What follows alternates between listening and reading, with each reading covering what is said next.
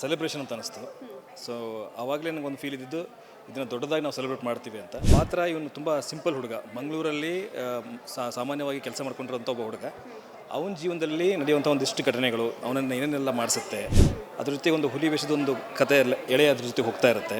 ಇದೆಲ್ಲ ಸೇರಿ ಒಂದು ಮಾರನಮ್ಮಿ ಆಗಿದೆ. ಅಲ್ಲಿ ಹೋಗಿ ಅಲ್ಲಿ ಇದ್ದು ಆ ಭಾಷೆ ಬಗ್ಗೆ ವರ್ಕ್ಶಾಪ್ ತೊಗೊತಾ ಇದ್ದೆ. ಯಾಕೆಂದರೆ ಅದು ಮಾಡಿದಾಗ ಅವ್ರು ಎಲ್ಲರೂ ಅನಿಸ್ಬಾರ್ದು ಇವ್ರು ಮಂಗಳೂರಿನಲ್ಲ ಅಂತ ಅನಿಸ್ಬಾರ್ದು.